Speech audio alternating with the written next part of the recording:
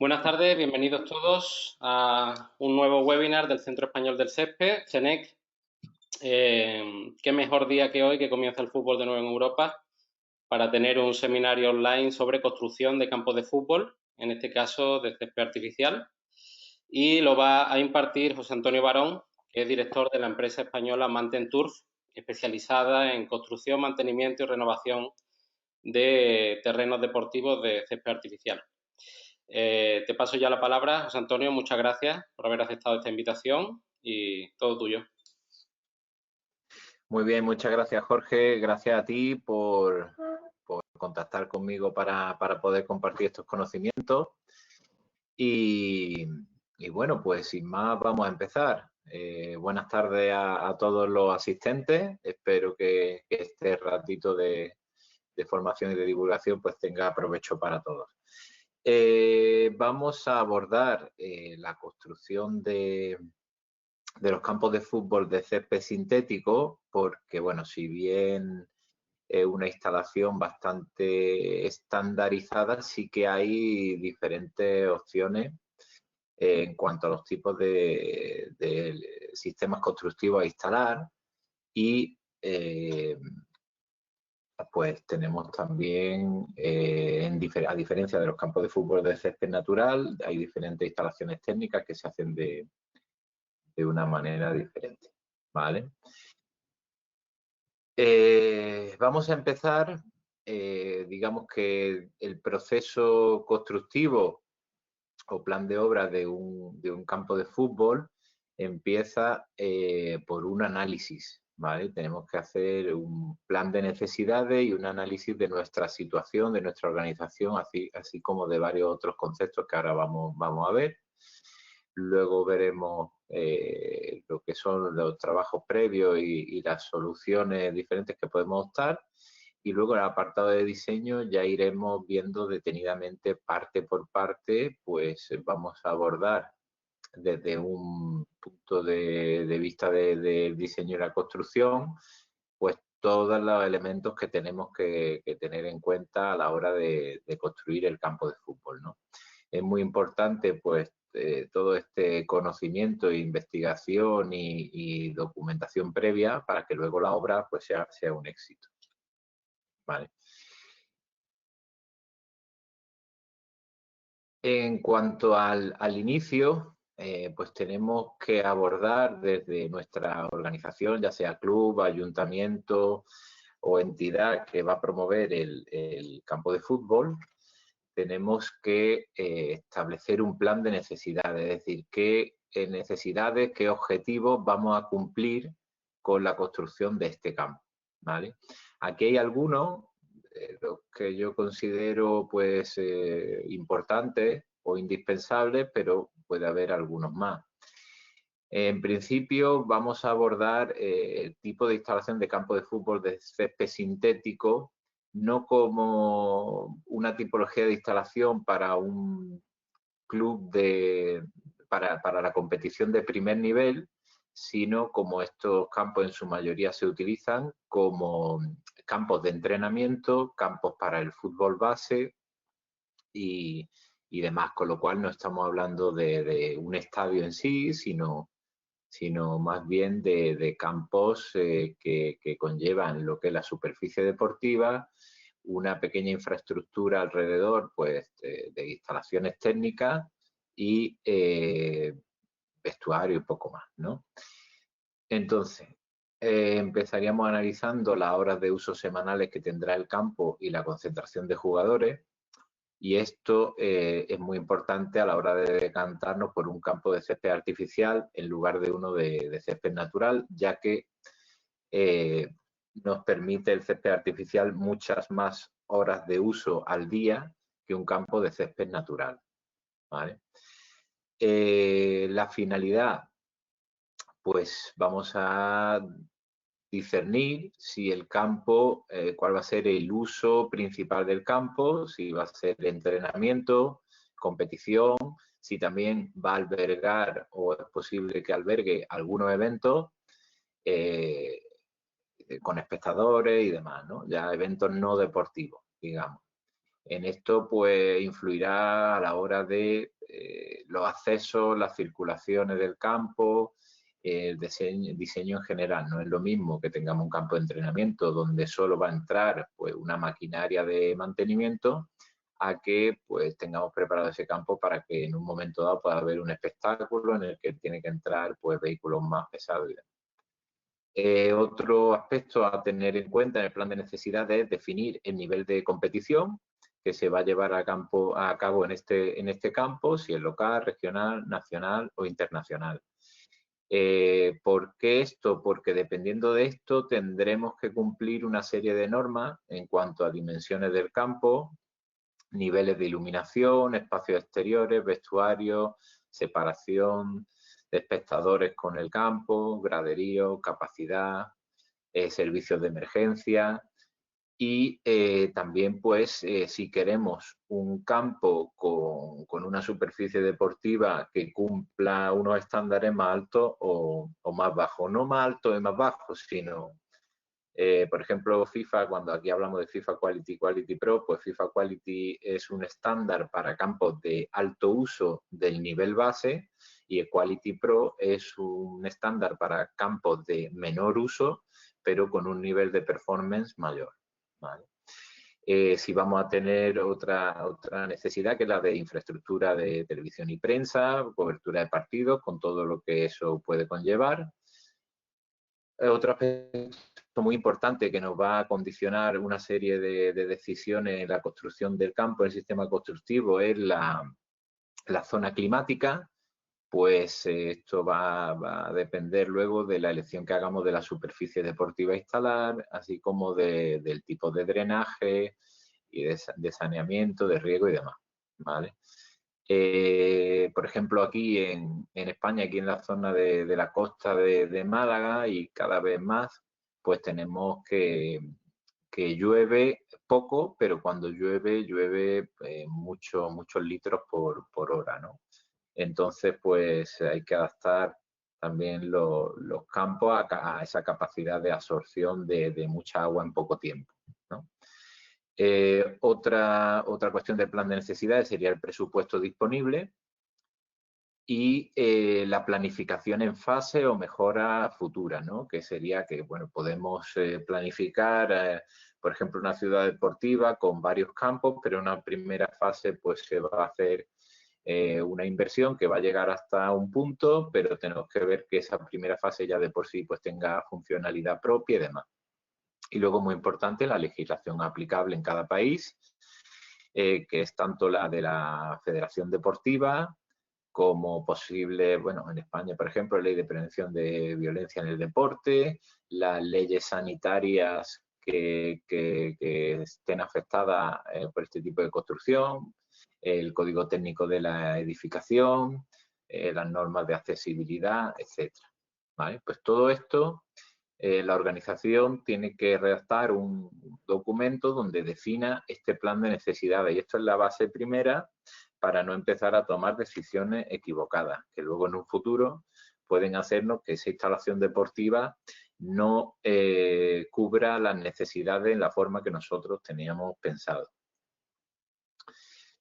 En cuanto a trabajos previos, pues antes junto con el plan de necesidades y antes de comenzar el proyecto, necesitamos tener una serie de información que nos va a servir para el diseño del arquitecto y también para el análisis digamos, puntos débiles que podamos tener o puntos fuertes que podamos tener en este terreno y que nos, digamos, influyen también en el desarrollo del proyecto.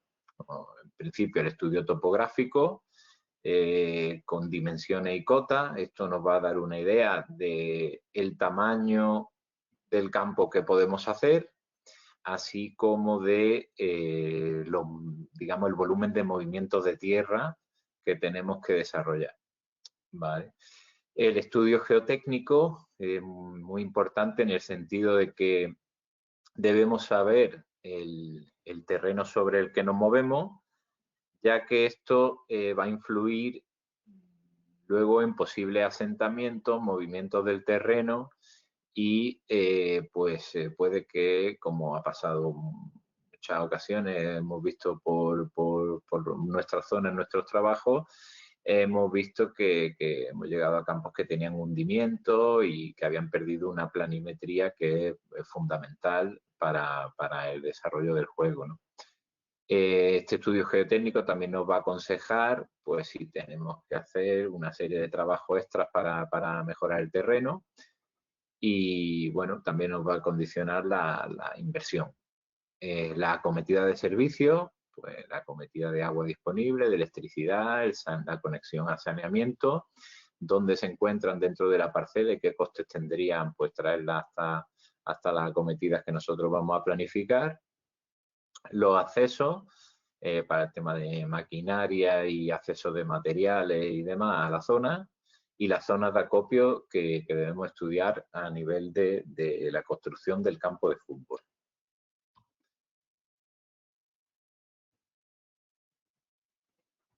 Una vez hemos hecho esta indagación del plan de necesidades y de los estudios previos, debemos tomar una decisión y tomar un camino, ¿no?, dentro de las opciones que tengamos para el desarrollo del campo de fútbol. Aquí, pues como muestro en esta diapositiva, vamos a tener un equilibrio que debemos de conservar entre obligaciones y deseos. En cuanto a obligaciones, pues el cumplimiento del presupuesto que nos hayamos puesto como objetivo, que tengamos disponible, el cumplimiento de la normativa deportiva en cuanto a la de la federación o las que sea que implique en nuestro caso, y la legislación vigente que afecte a nivel de obra y luego posteriormente de puesta en funcionamiento de la instalación, ¿vale? Y esto tiene que entrar en equilibrio con los deseos.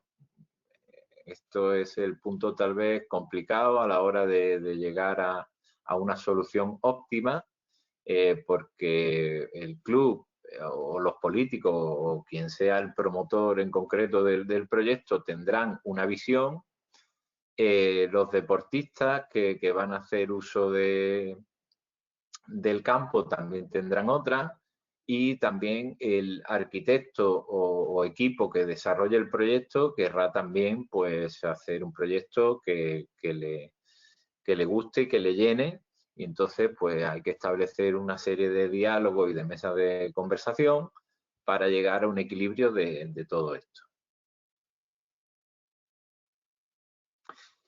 Cuando hablamos del diseño, dentro de la parcela que tenemos, pues lo primero que tenemos que ver es el emplazamiento y la orientación del campo. Como sabéis, los campos de fútbol, la mejor orientación es norte-sur por un simple tema de deslumbramientos con el sol, ¿vale? Entonces, no siempre es posible por las dimensiones de la parcela establecer esta orientación, pero debe ser siempre lo más cercana y tomar como referencia la orientación norte-sur.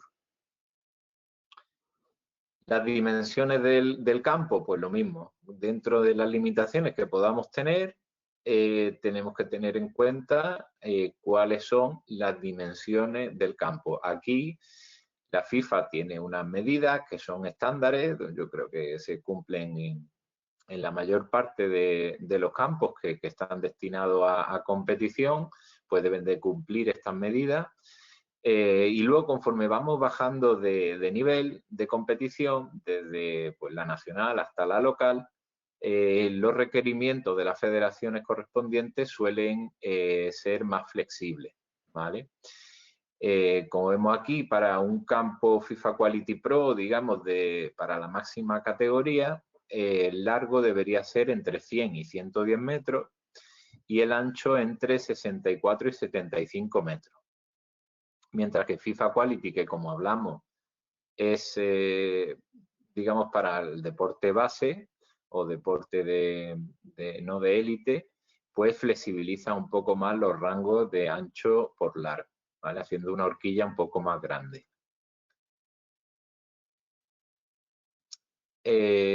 Luego tenemos también, además de lo que es el campo en sí, muy importante, las zonas exteriores de seguridad. Las zonas exteriores de seguridad tienen una normativa también que en ausencia de tales reglas, pues recomienda un mínimo de 3 metros por zona. Nosotros aquí, en nuestro caso en España, la mayoría de campos de deporte base, pues tienen 1,5 metros mínimo de banda y 2,5 metros mínimo de fondo. Hablamos de las áreas exteriores a las líneas. Sí es verdad que se recomienda más, incluso ya a nivel de FIFA Quality Pro, pues estamos hablando incluso de 5 o 6 metros por detrás de portería y 4 o 5 metros en las bandas, ¿vale? Las zonas de evacuación de agua o sistemas de saneamiento no forman parte, digamos, de esta medida, ¿no? Es decir, sin incluir la canaleta o la terminación que haya en ese campo. Esto es muy importante, vuelvo un momento aquí, porque puede ser que hagamos un campo y luego a la hora de certificarlo o de homologarlo por la federación correspondiente, pues tengamos un problema de que el campo puede tener las medidas, pero como los run-off o la área de seguridad no la tienen, pues vamos a tener una objeción de la federación. En cuanto al diseño, pues mira, empezamos por, digamos, los firmes o las subbases, ¿no? Digamos que sería el primer elemento constructivo, que es lo que hay debajo del pavimento deportivo, ¿vale? En este caso, pues las características más importantes de la subbase es que tenga una gran estabilidad, por lo cual hemos hecho un estudio geotécnico, hemos visto cuáles son las cualidades del terreno y en consideración a esta información tendremos que ver si el paquete de Zahorra, digamos, para la subbase, para estabilizar el terreno, tiene que ser mayor o menor, si tenemos que hacer un cajeo, una excavación en caja del terreno mayor para eliminar posibles pues, tierras de mala calidad, si incluso tenemos que hacer micropilotaje en alguna zona, por ejemplo, en campos que están cercanos a terraplenes o en desniveles, pues muchas veces tenemos que asegurar esa parte que se ha ganado a la pendiente o rellenado con micropilotaje. La mayor excavación en caja y también la preferencia del drenaje horizontal sobre el vertical en terrenos malos. Evidentemente, cuando tenemos un terreno de mala calidad, lo que no queremos en ningún caso es que además a ese terreno le llegue agua, porque por ejemplo en terreno arcilloso el hecho que tenga arcilla expansiva y le entre agua a ese terreno pues va a fomentar mucho la movilización del terreno y la creación de hundimiento, ¿vale? Entonces siempre que tenemos un terreno de mala calidad, es mucho más preferible hacer un drenaje horizontal que impermeabiliza la subbase que hacer un drenaje vertical, que es mucho más delicado en este aspecto, ¿no? La subbase y el tipo de drenaje, como veis, pues están totalmente relacionadas, en el sentido de que podemos dividir el drenaje en horizontal o vertical. Cuando tenemos un drenaje horizontal, pues la subbase siempre va a ser de asfalto o de zahorra. Cuando hablo de zahorra, hablo de material granular, de cantera, árido 100%, con, digamos, una mezcla de diferentes granulometrías que nos van a asegurar una compactación correcta, ¿vale? Cuando hablo de asfalto, pues ahora lo veremos más desarrollado, pero es una capa asfáltica encima. Y a nivel de drenaje vertical, pues necesitamos establecer un paquete de grava filtrante, es decir, de materiales que permitan, normalmente exentos de fino, que permitan el paso del agua de forma vertical hasta los drenajes que estarán dentro del campo, a diferencia del drenaje horizontal en el que la recogida de agua se hace alrededor del campo.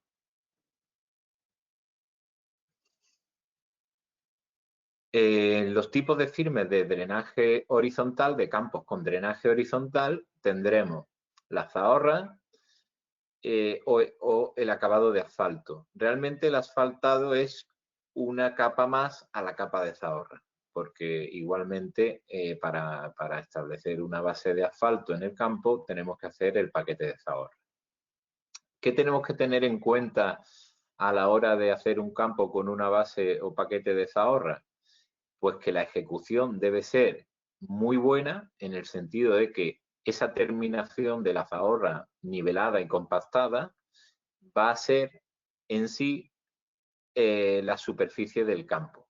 Solo vamos a poner encima una serie de capas muy finas que son el pavimento deportivo, pero toda la planimetría depende de la ejecución de esta base de zahorra.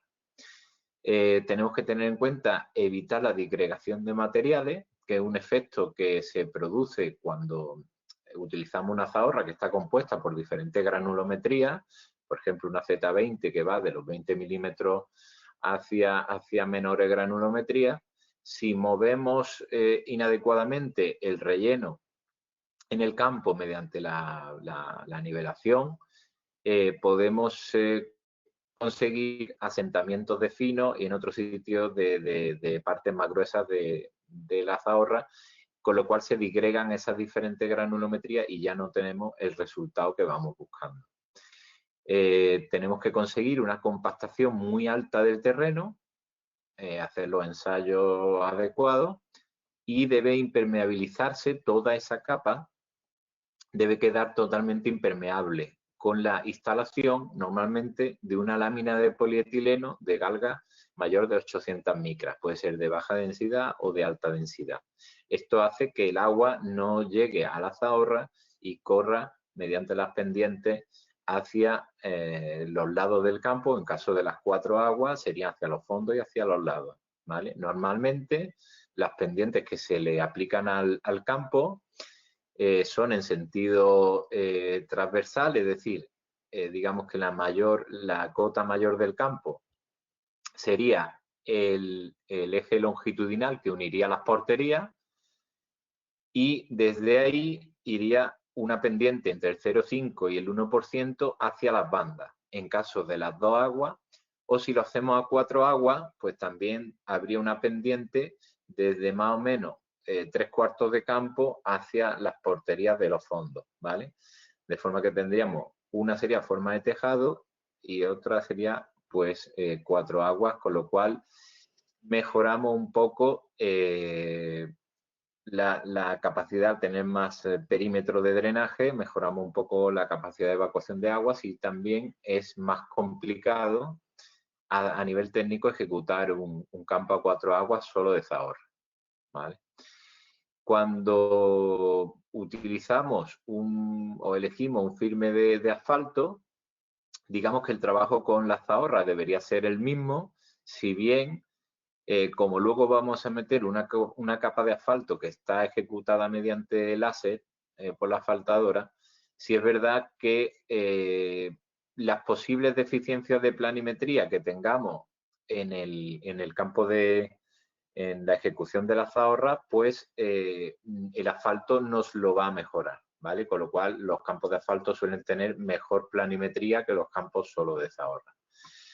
El asfalto no asegura que no haya movimiento de tierra en el futuro, evidentemente, pues solo una capa más que además no impermeabiliza la subbase, porque el asfalto es drenante, y las pendientes que ejecutaríamos serían las mismas, ¿vale?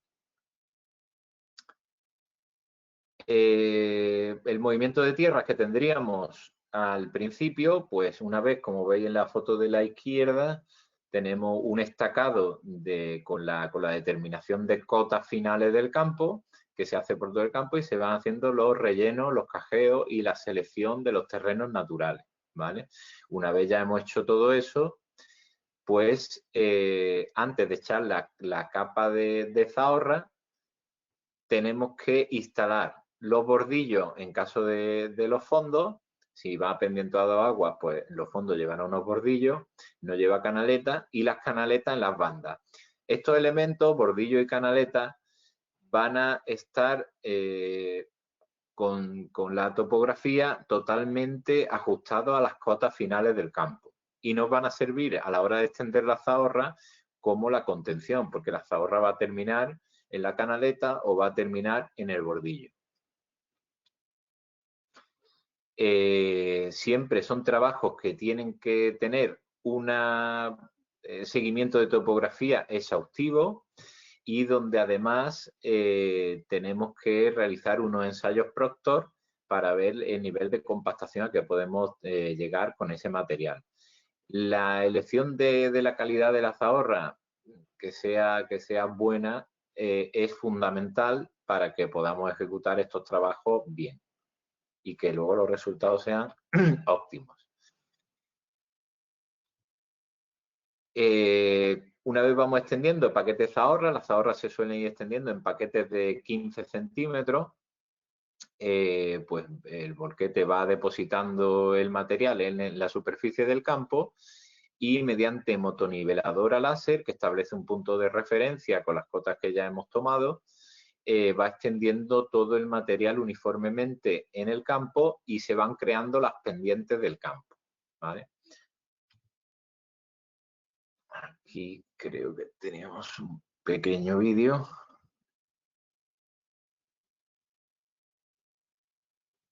Donde vemos cómo la motoniveladora va extendiendo. Vemos el estacado con las cotas. Y ahí se va haciendo el extendido de la zahorra, ¿vale?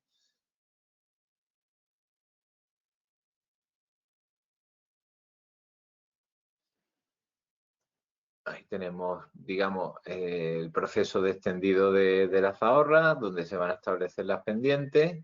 Y una vez ya tenemos todo ese proceso de extendido y creación de pendientes hecho, es muy importante el proceso de compactación, ¿vale? Aquí en la foto vemos un pequeño rodillo, pero previamente, porque esto ya es, digamos, la última fase, se han utilizado grandes rodillos compactadores de gran tonelaje, con una humectación correcta de la zahorra. Es importante llegar a una humectación adecuada para conseguir la compactación del material.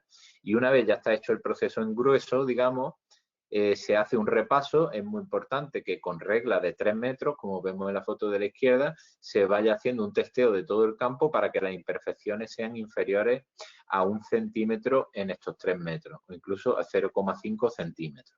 ¿Vale?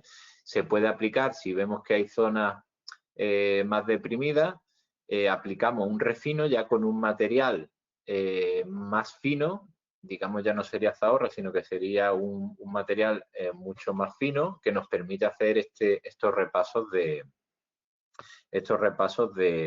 ya, digamos, bacheo, ¿no? Y en los casos de que tenemos asfalto, pues digamos que hubiéramos llegado hasta ese punto anterior que hemos visto, sin el refino, y a partir de ahí, pues la asfaltadora, digamos, con la zahorra nos habríamos quedado a una cota inferior, digamos que tenemos que restar la capa de rodadura que va a suponer el grosor del asfalto, con la zahorra acabamos ahí, y luego aplicamos la capa de rodadura de asfalto. La ideal es hacer una primera capa de 5 centímetros más una de 3 un poco más fina también en cuanto a granulometría del asfalto, porque esto nos va a corregir mucho más las imperfecciones. Si tenemos que ahorrar por un tema de economía, pues podemos aplicar solo una capa de rodadura de 5 centímetros y esto también nos va a ayudar a regularizar mucho. Se hace con asfaltadora láser, con palpadores, se comienza desde una canaleta que tenemos ya colocada para llegar a la cota exacta y a partir de ahí pues vamos hacia el otro lado del campo haciendo tiradas largas.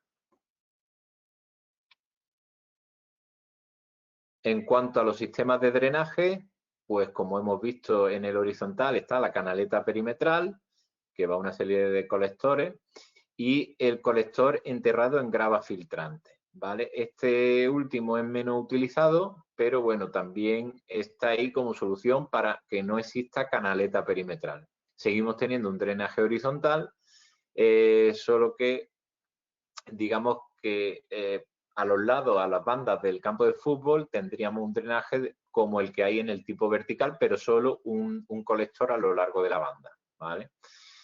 Y luego en drenaje vertical, pues serían colectores en espina de pez como los de un campo de césped natural, ¿vale? Esto es sistema constructivo más complejo, más delicado, que puede traernos algunos problemas en el futuro con el tema de las saturaciones del sistema de drenaje, pero bueno, que si se hace correctamente, pues es verdad que tenemos un campo muy interesante, porque el drenaje vertical, por ejemplo, elimina la necesidad de crearle pendiente al campo y otra serie de problemas que se pueden dar en el campo de fútbol, como el movimiento de relleno en caso de lluvias torrenciales, ¿no? Al tener un campo sin pendiente y que drena verticalmente, cuya capacidad de drenaje es grande, normalmente el campo no se nos va a encharcar. Digamos que en el vertical, con la subbase granular de grava filtrante, no lleva canaletas perimetrales, se acaba todo el perímetro del campo con un bordillo donde va a morir el césped artificial y sirve para contener los rellenos del césped, ¿vale? Y pues tenemos aquí digamos, la sección de lo que sería un drenaje vertical, que es el sistema de césped artificial. Tendríamos, bueno, el material de relleno del césped, tendríamos un acabado de piedra, pero claro, aquí iríamos siempre desde arriba a abajo, digamos desde la superficie del césped artificial hasta el tubo, iríamos de más fino a más grueso, diferentes capas de grava, siempre exentas de fino, que vamos a ir compactando por capas, pero de más fino a más grueso para que nos permita un drenaje óptimo, ¿vale? El terreno natural tiene que estar separado de esas gravas por geotextiles, así como luego la inserción de los tubos drain, pues también tienen que estar, digamos, envueltos en geotextiles para evitar la contaminación y la saturación de estos tubos. El diseño sería el de una espina de pez. Yo creo que es algo similar a lo de los campos de fútbol de césped natural, que consiste en una serie de zanjas, tubo a 40-50 centímetros de profundidad, en zanja de 40 centímetros de ancho y separados de 2 a 3 metros. Estos tubos se colocan en paralelo y todos se unen a un colector principal, que es el que evacúa el agua hasta un pozo de registro o colector que lleva la cometida del saneamiento, ¿vale? Los tubos deben colocarse en corrugado con tela geotextil para que la tierra no se mezcle con la grava. En cuanto al diseño del drenaje horizontal, pues los dos tipos que os comentaba antes. El de la derecha es con canaleta perimetral, donde, digamos, el agua llega a la canaleta, entra en la canaleta, esta va a los cestillos a una arqueta o colector y el colector a la red de saneamiento, ¿vale? Este es el sistema más extendido en los campos de fútbol de césped artificial, por lo menos en España, ¿vale? Es el que nos encontramos en la mayoría. Tiene una serie de ventajas, como que nos permite limpiar los conductos de saneamiento y de drenaje para tenerlo siempre en buen funcionamiento, y que bueno, que es un sistema que con el tiempo no se deteriora. En ese sentido, pues no vamos a tener problemas. El sistema de la izquierda, como veis, es, digamos que aquí tenemos un campo con la subbase impermeabilizada, pero en la última, digamos en las bandas del campo, longitudinalmente, pues hemos hecho un sistema de grava filtrante y hemos metido un tubo colector. Esto lo único que nos permite es no tener que, digamos, no tener visible una canaleta en los perímetros del campo, sino que el césped directamente acabe contra el acerado, el pavimento, el bordillo. En el drenaje horizontal, como he dicho, pues tendríamos una canaleta perimetral que va alrededor del campo, que se une a un colector, ¿vale? Aquí podemos hacer una arqueta doble, un cestillo. El tema de los cestillos en las canaletas es problemático en el sentido que se saturan y evitan la evacuación de agua. Hay un sistema que es la doble arqueta, en la que tenemos una arqueta de entrada del agua del campo, que sería arqueta sucia, y mediante un sistema de rebosadero, pues podemos llegar a otra arqueta que ya sería agua limpia que sale al saneamiento, ¿vale? Son dos sistemas diferentes. Para mí la doble arqueta es muy segura, siempre nos va a dar la seguridad de que no se va a saturar, y que el campo siempre va a poder drenar agua. Luego, todo el tema de los diámetros de los colectores, pues dependerá de los estudios pluviométricos que tengamos. Normalmente se mete en tubo de 200, pero también si las dimensiones del campo o la recogida de varias zonas de agua, porque también recojamos zonas de otras áreas, pues puede hacer que estos colectores sean de mayor dimensión. Luego tenemos también el tema de las canaletas, pues ahí, como hemos visto aquí, estas canaletas tienen diferente sección. Podemos utilizar canaletas de 100 milímetros de ancho, de 200, de 150, hay muchas medidas, ¿vale? Todo depende de la cantidad de agua que vayamos a evacuar. Luego la canaleta se coloca en el campo perimetralmente sin pendientes, es decir, puede haber una colocación en cascada porque el fabricante, digamos, nos da unas canaletas con diferentes secciones que lo que van haciendo es que el agua caiga hacia el colector, o simplemente la canaleta está en horizontal y cuando se va llenando, pues corre el agua hacia el colector. Con el drenaje horizontal, pues como hemos dicho antes, tenemos que impermeabilizar la subbase de Zahorra. ¿Cómo? Con una lámina impermeable. Esta lámina puede ser una lámina de polietileno de baja o alta densidad, Galga 800, Galga 1000, que se va colocando en forma de tejado en el campo. Es decir, colocaríamos la primera, digamos, son estos rollos que veis, son la lámina impermeable, estos rollos negros, sobre ella va instalándose el sistema deportivo. Pues en este campo, por ejemplo, un campo a 2 aguas de Zahorra, tenemos que empezar a colocar la primera lámina impermeable en el centro del campo longitudinalmente e ir solapando la siguiente por debajo para que haga un efecto tejado, ¿vale? Para que ese solape permita que el agua corra hacia la canaleta, hacia las bandas, sin entrar nunca en el terreno, ¿vale?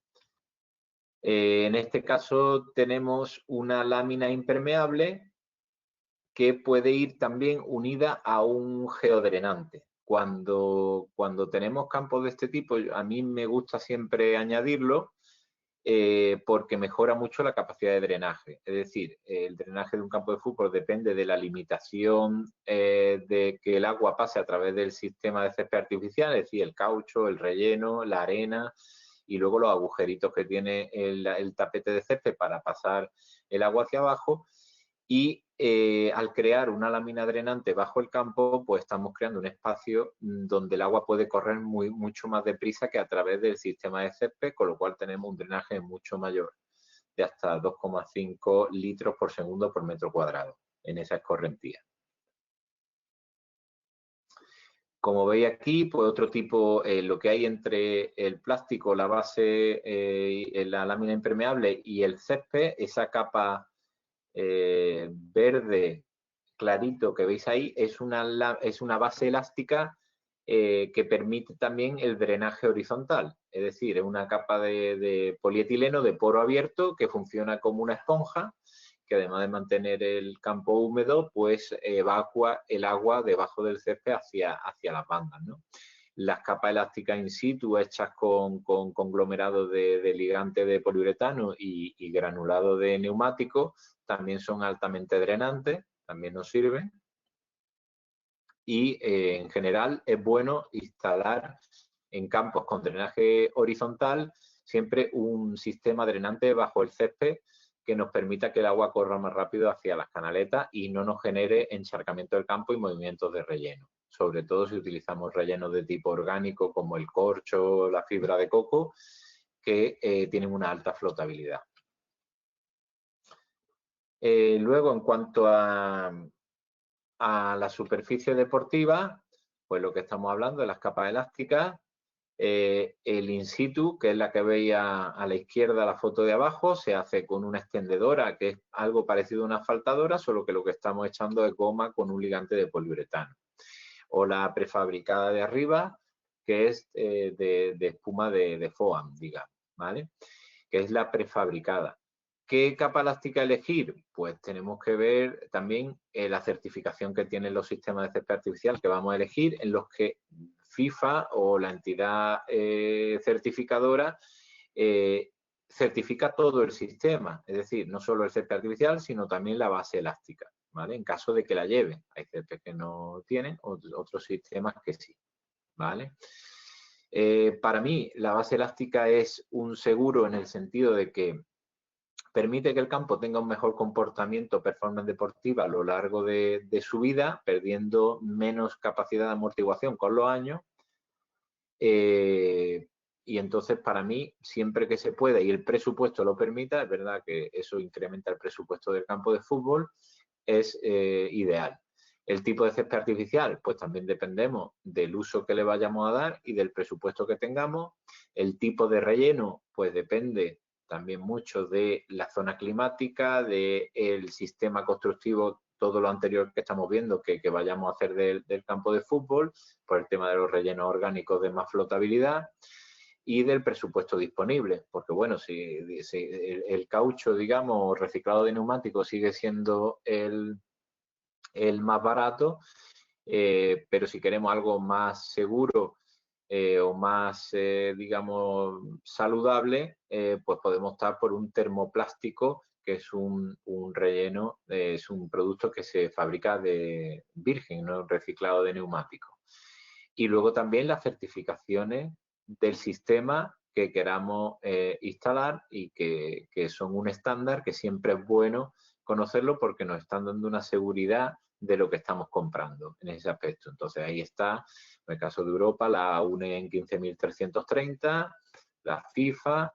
Estas certificaciones lo que hacen es dar una noción de las cualidades del sistema mediante unos ensayos previos en laboratorio. Si luego nosotros queremos certificar el campo, pues tendremos que pasar un test de campo una vez ya ejecutada la superficie in situ. Haremos un test de campo en el que se demuestran que se cumplen las mismas cualidades que la muestra ensayada en laboratorio. Los tipos de césped artificial, pues sin entrar mucho, porque bueno, aquí podríamos hablar largo y tendido.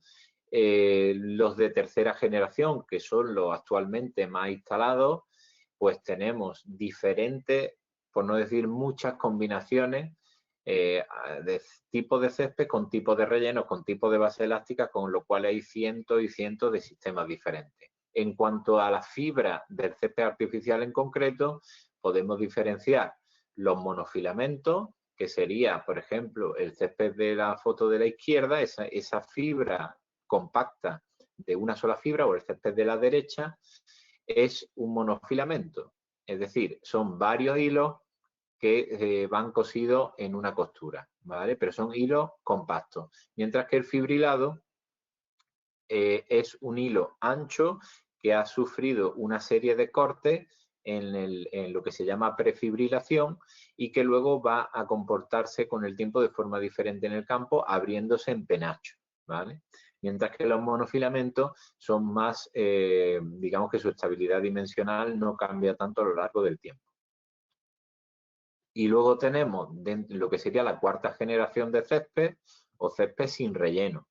Estos céspedes se llevan introduciendo un tiempo, ya varios años, en el mercado, pero tienen sus limitaciones ahora mismo. Es decir, tiene una ventaja de que al no tener relleno de arena y de relleno elástico, el mantenimiento es más sencillo, pero hay que instalar obligatoriamente una base elástica debajo porque el nivel de amortiguación que de por sí te da estos céspedes es bajo, porque además son céspedes que andan por los 25 o 30 milímetros de altura, y luego su coste es elevado por la gran cantidad de fibras que necesita para suplir la ausencia de relleno. Es decir, estos campos, en vez de llevar relleno de arena y relleno elástico, lo que llevan es muchísimas más fibras, incluyendo algunas rizadas, que hacen un efecto de relleno. Pero bueno, estos campos ahora mismo, pues todavía la mayoría presentan problemas de mayor abrasión y de digamos, un tacto o una sensación para el jugador un poco diferente. Digamos que los campos de tercera generación son más parecidos al natural. ¿vale? En el marcaje de los campos, pues tenemos que tener, digamos, otra parte del diseño. El marcaje de los campos tenemos que tener en cuenta qué tipo de campos vamos a hacer, si vamos a hacer fútbol 7 transversales, si solo vamos a hacer el fútbol 11, si además llevaría otros marcajes como rugby o otros deportes, y tener una aprobación por parte de la organización de todo la delimitación de los marcajes, siguiendo la normativa de la federación en cuanto a las medidas, ¿vale? Y es muy importante que todos estos marcajes se realicen mediante la inserción de líneas. Normalmente las líneas que vienen transversales al campo, como la línea de gol, la línea de medio campo, pueden venir ya cosidas de fábrica, tejidas en fábrica en el rollo correspondiente, ¿no? Esto nos permite un menor número de juntas a la hora de encolar el campo, lo cual nos da una mayor seguridad de que el campo no va a tener rotura, porque realmente cuanto menos marcaje, cuanto más los podamos simplificar, menos juntas vamos a tener y mejor nos va a quedar, menos riesgo vamos a tener luego de posibles roturas de junta del campo, ¿vale? Luego, el tema de red de riego, bueno, pues puntos de aspersión siempre fuera del terreno de juego, nunca meter, digamos, los cañones o los aspersores dentro del terreno de juego, que la red de conducción, la red de tuberías de suministro del agua a esos cañones, tanto como la tubería como la red eléctrica para dar servicio a la electroválvula, vayan también por el perímetro, lo cual nos va a ayudar mucho a que en caso futuro de una avería no tengamos que intervenir dentro del terreno de juego, siempre sea por fuera. Luego tener previsto el tema de arquetas de registro para electroválvulas y llaves de paso sectoriales que nos faciliten mucho el mantenimiento y las reparaciones. Y bueno, luego esta red de riego, pues una red de riego normal, no tiene ninguna característica en especial, es un depósito normalmente de 15 a 20 mil litros para un campo de fútbol 11, que lleva un equipo de impulsión que puede ser bomba sumergible o bomba vertical centrífuga de unos 25 o 30 caballos y un programador electrónico que junto con el arranque estrella triángulo, el cuadro de protecciones, sería, digamos, la instalación eléctrica del sistema de riego, ¿vale? No tiene mucha mayor complicación. Luego, tipos de puntos de aspersión, pues podemos ponerlo emergente a ras de suelo, como este que vemos a la izquierda. Un diseño típico también de red de riego es este que vemos a la derecha, con 6 cañones, 2 en el centro del campo y 4 en los córneres. Y a partir de ahí, pues conseguimos con el dimensionamiento adecuado de la red de riego, pues regar todo el campo, ¿vale? Y luego el equipamiento deportivo, pues dimensionarlo también a las necesidades que tengamos. Si necesitamos pues redes para balones para evitar la salida de balones fuera del campo, con la altura adecuada, portería, banquillo, banderines, barandilla perimetral. Aquí tenemos, por ejemplo, una barandilla perimetral acortada, que es muy interesante en caso de que no esté muy lejos de la línea de banda para evitar colisiones o lesiones. Las porterías abatibles de fútbol 7, que quedan abatidas en caso de jugar a fútbol 11 y no interfieren en las líneas en las áreas de seguridad. O las redes para balones que tenemos aquí, que evitan pues la pérdida de balones, pérdida de tiempo durante los entrenamientos y los partidos, ¿vale? Las redes para balones normalmente se hacen con una cimentación, dados de hormigón, así como las porterías, dados de hormigón de 40 por 40 por 40, con anclaje, con placa de anclaje, y normalmente son de 6 a 9 metros de altura y van con red de malla de polipropileno de 100% milímetros, de 3 milímetros de grosor. Aquí, por ejemplo, en esta foto podemos ver otro tipo de instalación de la red de riego, como veis en la esquina junto al banderín. Vemos el cañón elevado. Esto para campos de fútbol base es muy interesante porque evita que, habiendo gente en el campo, mientras se riega puede haber una colisión del chorro de agua que sale con muchísima presión a algún jugador, ¿vale? Y bueno, voy a poner, para ir finalizando, por ejemplo, un vídeo ilustrativo del proceso constructivo de un campo de fútbol desde el movimiento de tierra. Este es un campo de fútbol con asfalto en este caso, con un relleno, con una lámina drenante, un relleno orgánico, con un césped artificial monofilamento, ¿vale? Como veis, relleno es de corcho. Entonces añadimos una lámina drenante para aumentar la capacidad de evacuación de agua. Voy a poner el vídeo brevemente, es cortito.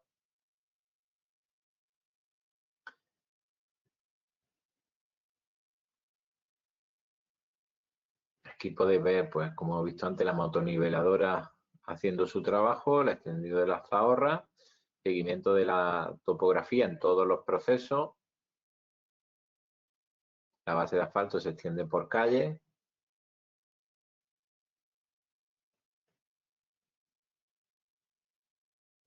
Ya previamente se habían colocado las canaletas y los bordillos. Y ahora aquí vemos pues cómo viene el material, digamos, del pavimento deportivo, del césped artificial, el Rolls Plan que nos vienen ya todos los rollos numerados con las líneas que vienen integradas y que tenemos que seguir para colocar esos rollos en el campo de fútbol.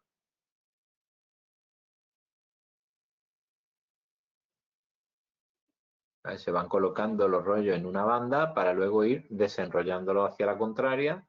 Ahí tenemos esto blanco que se ve, la lámina drenante.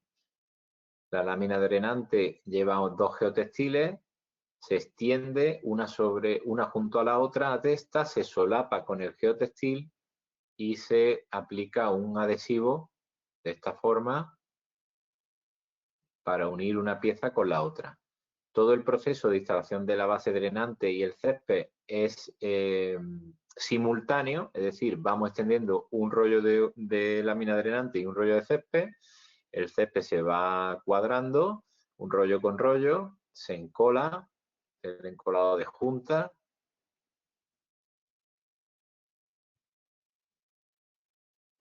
El marcaje el cajeo de líneas de marcaje mediante un cúter. Una vez ya está todo el campo verde, pues tenemos que ir insertando las líneas de marcaje.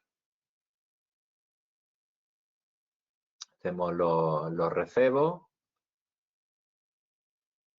mediante maquinaria adecuada y la instalación del equipamiento deportivo. Y aquí tenemos, por ejemplo, los ensayos para la norma 15.330 para la UNE. Hacen una serie de ensayos que nos permiten conocer todas las cualidades del campo.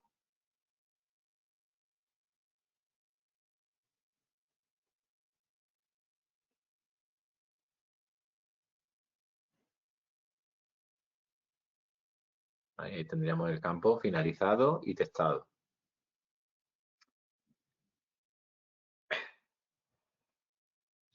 Muy bien, y con esto, porque creo que ya estamos de hora bien, voy a dar por finalizada la presentación. Se nos han quedado algunas cosas en el tintero, pero espero que ahora en las consultas, pues cualquier duda que tengáis me la podáis hacer, ¿vale?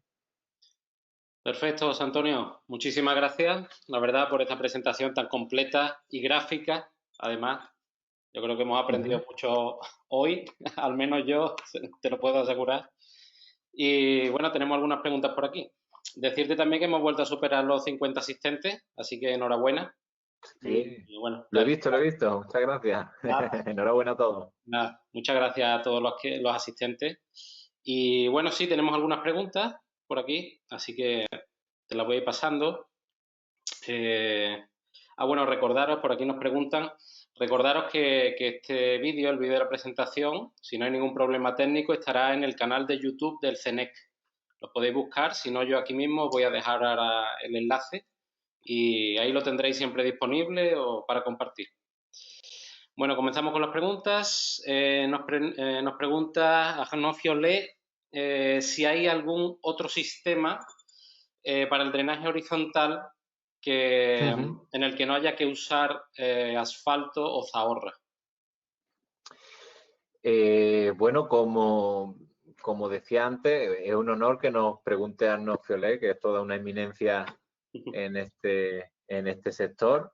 Encantado de tenerlo por aquí. Pues realmente la zahorra o el asfalto no es lo que genera el drenaje horizontal. Bueno, el asfalto sí, pero aún así no tiene una impermeabilidad del 100%, sino que lo que genera la impermeabilización de la base del drenaje horizontal es la lámina de polietileno, ¿vale? La barrera de vapor y y las pendientes, ¿no? Entonces, bueno, lo que pasa es que la zahorra nos permite crear una estabilización del terreno. Si tuviéramos un terreno muy bueno, como por ejemplo un campo de albero que tenga muchos años y que esté estabilizado, pues tal vez añadiendo a ese albero algunos aditivos y utilizando la motoniveladora podríamos dar las pendientes, poner el film impermeable y ya generamos un drenaje horizontal. Pero yo no tengo conocimiento, por lo menos aquí, de otros sistemas, ¿no?, que podamos utilizar. Ok. Jan Puemme, desde Venezuela, nos pregunta cuál es la granulometría de la arena, si nos la puedes indicar más o menos, y qué espesor tiene la capa de arena dentro del césped, por lo general, claro. Pues la granulometría de arena que recomienda FIFA y la que se utiliza en los ensayos es 0,5, 1 milímetro, ¿vale? Totalmente exenta de polvo, que sea mayor al 96% de sílice.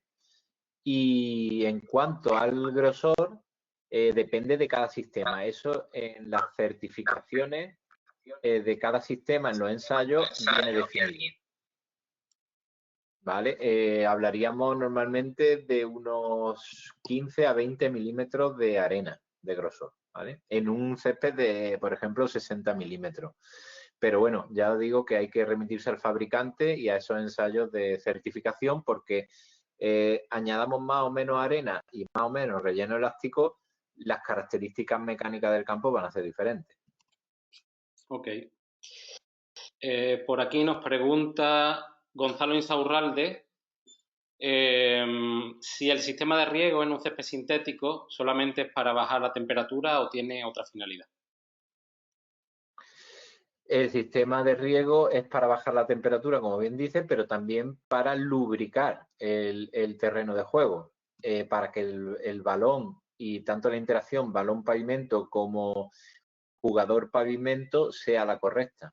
Es decir, bajamos también la abrasión, aumentamos la velocidad de la pelota, pues pasa como en el césped natural en este caso también. Perfecto. Juan Crespi nos pregunta que si conoces cuál es el aparato para medir la amortiguación y si cumple alguna norma. El aparato sí, claro que cumple normas. No puedo decirte exactamente marca, modelo y tal, porque nosotros no somos laboratorio y no disponemos de esa máquina, pero toda la calibración de esos aparatos tienen una ISO, una norma ISO, norma UNE que deben de cumplir, que están especificadas en el manual correspondiente, en este caso de la FIFA o de UNE o tal, ¿vale? Ok. Roberto Carlos Brico nos pregunta si hay alguna norma especial para rugby, debido a la tracción, posiciones fijas y tal. Sí, creo que la Federación Internacional de Rugby tiene sus estándares, ¿vale? Los métodos de ensayo son similares a los de FIFA, ¿vale? Pero adaptados evidentemente a lo que dice el compañero de mayor extracción y demás, con lo cual el pavimento en ese aspecto pues tiene que cumplir unos estándares más exigentes. Y en relación con la pregunta anterior, también estos sistemas, por ejemplo, llevan mayor altura de fibra porque tienen que albergar mayor cantidad de relleno. Por ejemplo, un sistema de rugby siempre va a llevar más cantidad de arena y más cantidad de caucho o relleno elástico normalmente que un sistema de fútbol. Uh-huh. Diego Ruiz nos pregunta, bueno, te da la enhorabuena por la presentación y pregunta ¿qué recomiendas? Si una base elástica prefabricada o hacerla in situ, ¿qué pros y contras tiene? Y en cuanto al relleno, pues igual, ¿cuál es el que recomiendas también? Perdón, Jorge, ¿me puedes repetir? Era lo de tipo de base elástica, ¿no? Sí, si piensas que es mejor prefabricada o hacerla in situ, Sí. ¿qué pros y contras tiene? Y sobre los rellenos. Sí.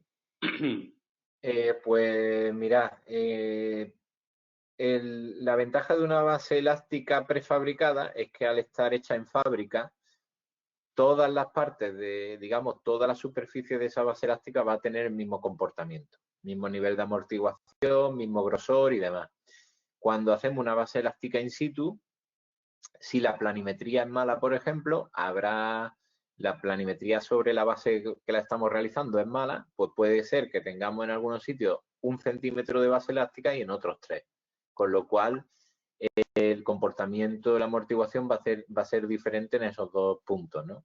Esto es lo malo que tiene la base in situ. Por otro lado, las bases in situ son muy, muy duraderas y a mí personalmente pues me gustan bastante, pero prefiero las prefabricadas por ese tema, ¿no? De que, y tal vez si tenemos que hacer un desmontaje de campo, pues podemos desmontarla también. En fin, le veo más una serie de ventajas que la prefiero a la in situ, pero la in situ es perfectamente válida. Ya depende también de cada fabricante, pues tiras más para una o para otra. Y en cuanto al tema de los rellenos, pues nosotros, por ejemplo, en Mantentur llevamos mucho tiempo apostando por los rellenos orgánicos para un menor impacto ambiental de los campos de fútbol y porque hemos visto una serie de ventajas en el corcho. El corcho, por ejemplo, para nosotros, pues crea un campo, digamos, mucho más confortable, que no se calienta, que tiene un color y aspecto y olor natural y, sin embargo, bueno, pues tiene algunas consideraciones que es más caro, que requiere de un sistema de drenaje muy eficaz y todo esto, ¿no? Pero yo creo que la tendencia es ir hacia rellenos naturales. Si bien es cierto que tal vez no es sostenible que todo ahora pues queramos hacer un campo de corcho, ¿no? Porque la producción mundial es limitada. Pero bueno, creo que hay que buscar alternativas al caucho de toda la vida y ahí pues la investigación y el desarrollo tendrá mucho que decir. Por ejemplo, hace un tiempo pues empezó con los campos de fibra de coco y se ha demostrado que tienen grandes inconvenientes a la larga, ¿no? La saturación del sistema para drenar, que la capacidad de amortiguación es muy limitada, que se pierde mucho material por el viento y por otras circunstancias y hay que reponer mucho material cada año, etcétera, ¿no? Entonces, bueno, el tema de los rellenos también es un mundo, ¿no? Como el de las fibras. Muy bien. Gonzalo Insaurralde, de Argentina, nos pregunta bueno, que si un campo sin sistema de riego tiene una vida útil menor. Normalmente sí por el tema de la abrasión, ¿no? Cuando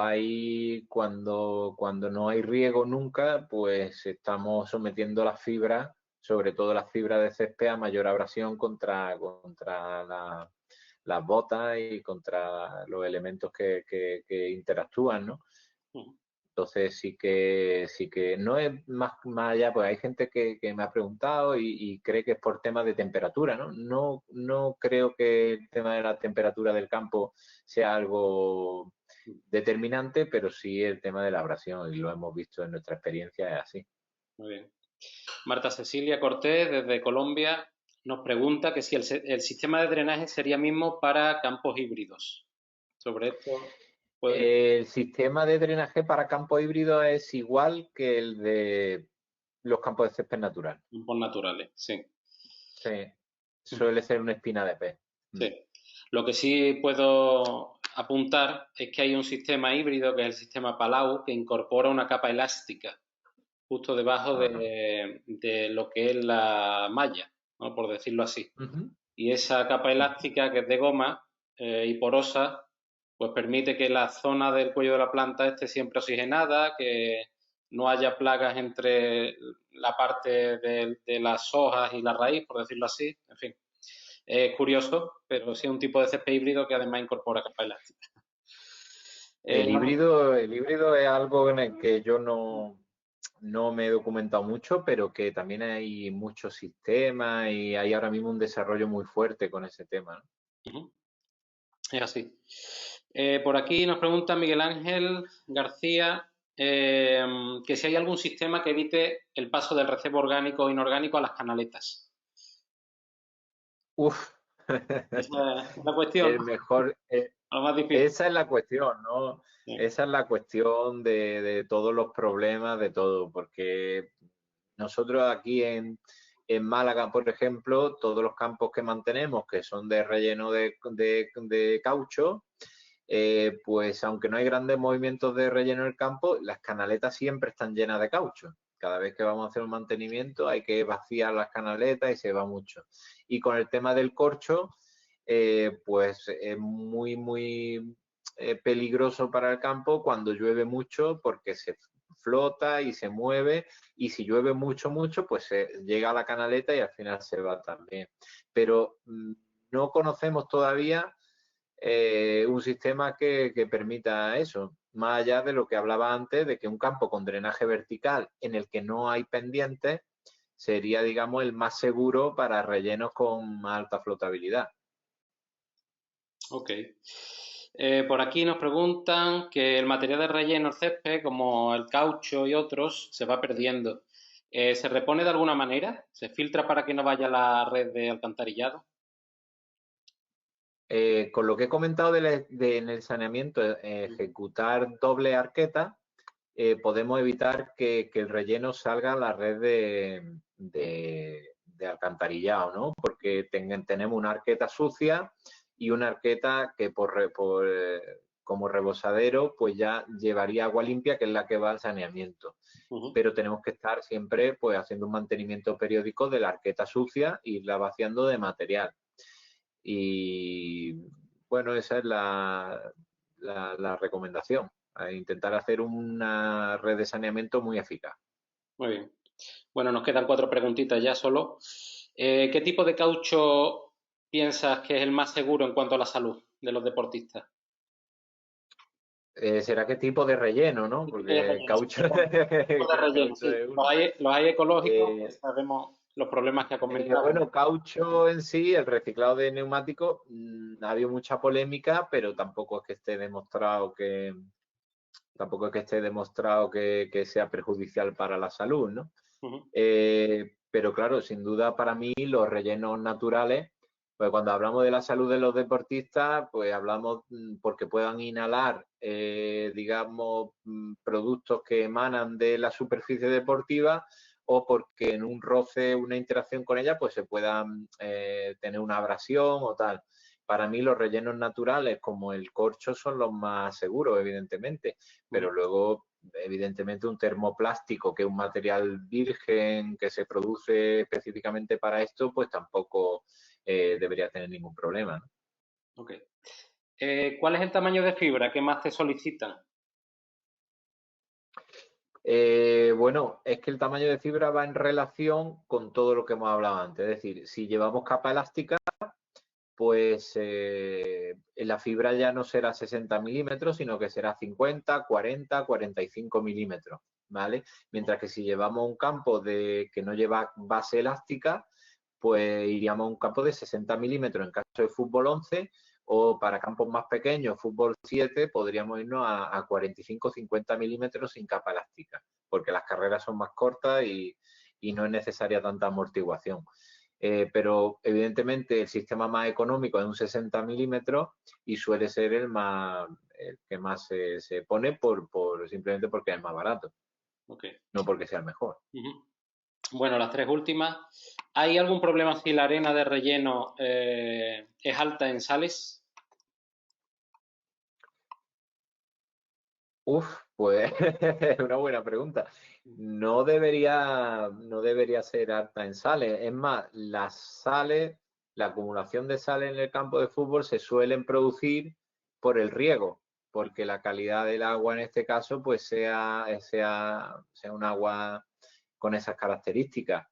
Pero no tengo tampoco conocimiento o experiencia en base a eso, más allá de las típicas marcas blancas Ujú. que se hacen en el campo donde se suelen hacer los charquillos y demás, cuando son aguas muy de alto contenido en sal. Bueno. Sí, imagino también que será porque al final la construcción de campos tenemos que usar los materiales que tengamos más cercanos. Y claro, Claro, en todos los sitios del mundo no tenemos las mismas facilidades, ¿no? claro, Y así. claro, no, entiendo que en todos los sitios del mundo no habrá una arena de sílice perfecta, ¿no? Pero bueno, hay que adaptarse. Bueno, dos últimas preguntas. La primera, Roberto Carlos Brico nos pregunta que cuáles son las acciones mínimas de mantenimiento que deberíamos realizar. Pues las acciones mínimas de mantenimiento del pavimento son, digamos que podríamos dividir en dos bloques. El rutinario a realizar por la propiedad, ¿vale? Más periódico, que podría ser semanalmente, pues el recebo manual de los puntos de penalti, los puntos de córner, digamos, lo que más se puede mover el relleno para no dejarlo desprotegido, y un cepillado con un cepillo triangular con rastra de goma, siempre, digamos, equipamiento adecuado para el césped que tenemos, y el riego, ¿vale? Y la limpieza, que el campo esté siempre limpio, que no haya materia orgánica tipo hojas, tipo suciedad que va cayendo al terreno de juego, que eso esté siempre limpio. Y luego hay un mantenimiento más específico dentro del preventivo, que es el que puede hacer una empresa especializada como nosotros, que es digamos, con maquinaria especializada, la descompactación de los rellenos para mantener la elasticidad de los mismos, la criba de esos rellenos y una limpieza en profundidad de todo lo que es esa capa de relleno elástico, y una redistribución de los rellenos en el campo, así como lo que es la revisión de todos los marcajes del campo y juntas de entre los rollos para reparar cualquier rotura que pueda detectarse, que es importante repararla cuanto antes, ¿no? Claro. Por lo demás, los recebos dentro ya de lo que es mantenimiento correctivo, mantener siempre el nivel de relleno del campo, eso es muy importante, que el campo nunca esté bajo de relleno, porque eso expone mucho la fibra y aumenta el envejecimiento prematuro del sistema. Entonces se hacen recebos de mantenimiento, y pues la aplicación en caso de que tengamos hongos, mala hierba o tal, pues de los productos fitosanitarios que sean necesarios. Muy bien. O sea, riego, limpieza, cepillado y mantener Recebo, un nivel de relleno siempre homogéneo. Eso es importante. correcto. Sí. Perfecto. Y la última que tenemos es de Joaquín, que nos pregunta si, bueno, si sirven los sintéticos para practicar polo o si conoces algún caso de campo de polo sintético. No lo conozco, pero sospecho que no. La verdad que Sospecho que no. 600, 700 kilos corriendo por ahí, bueno, no sé. Y con las hectáreas que tiene un campo de polo también, ¿no? Pero bueno, interesante, quién sabe. En esto va la evolución y el desarrollo, ¿no? De eso. Claro, claro. Pues genial, José Antonio, muchísimas gracias, de verdad. Yo creo que ha sido una presentación fantástica. Bueno, eso, muchas gracias de verdad por estar hoy con nosotros. Mucha suerte con los proyectos que llevas adelante y nada, un placer.